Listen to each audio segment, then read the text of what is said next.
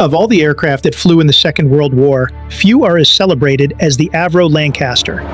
As the Royal Air Force's premier heavy bomber, it formed the backbone of the nighttime strategic bombing campaign against Nazi Germany.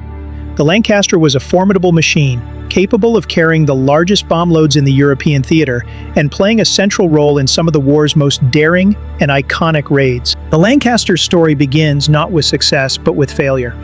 Its direct ancestor was the Avro 679 Manchester, a twin-engine bomber developed in the late 1930s.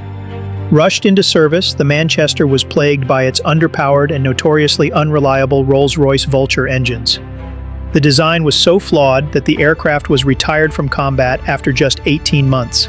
However, Avro's chief designer, Roy Chadwick, saw the potential in the Manchester's otherwise sound airframe.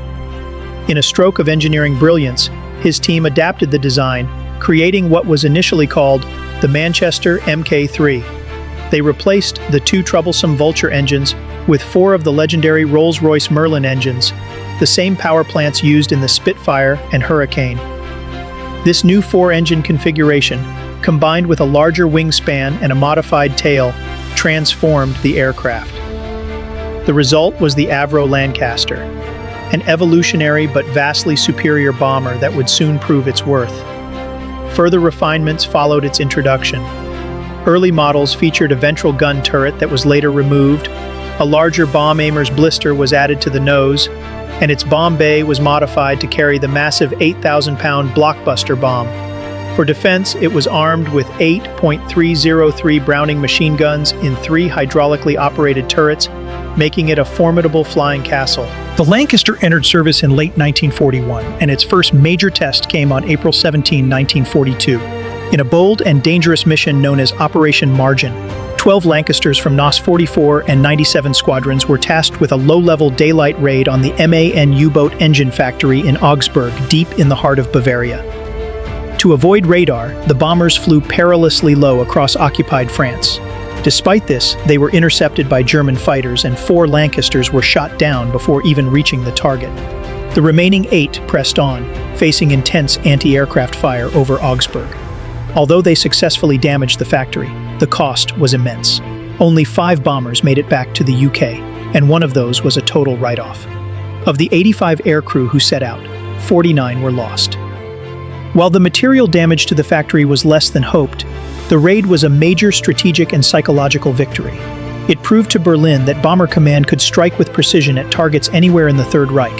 From mid-1942 until the end of the war, the Lancaster was the primary weapon of the RAF's nightly bombing campaign.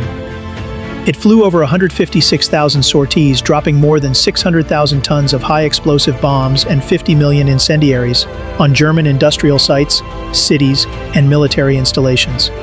Like many wartime aircraft, the Lancaster was continually upgraded. A shortage of Merlin engines led to the creation of the Lancaster Mark II, which used Bristol Hercules radial engines.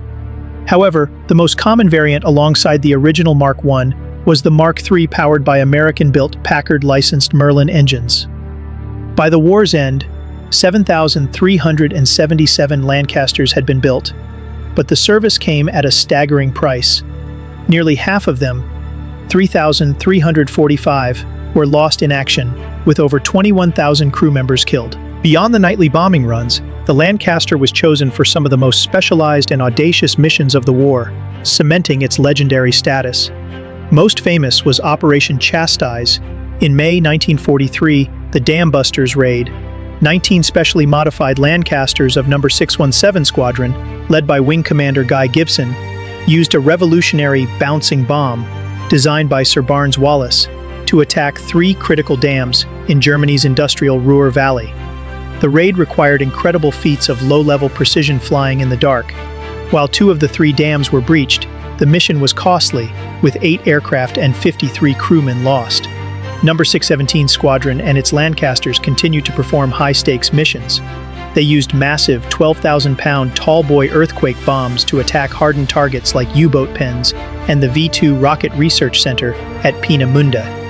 In 1944, they famously used the Tallboy and later the even larger 22,000-pound Grand Slam bomb in a series of raids that finally sank the formidable German battleship Tirpitz in a Norwegian fjord. The Lancaster, like many of its contemporaries, was made largely obsolete by the dawn of the jet age.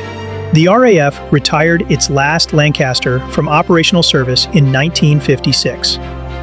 The Royal Canadian Air Force, however, continued to use its Canadian-built Lancasters for maritime patrol and search and rescue roles until April 1964.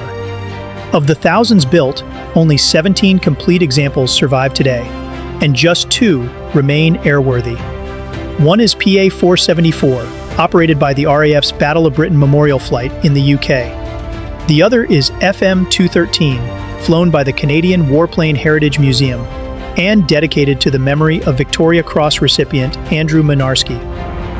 These flying memorials serve as a powerful tribute to the engineering marvel that was the Lancaster and the immense courage and sacrifice of the tens of thousands of airmen who flew it.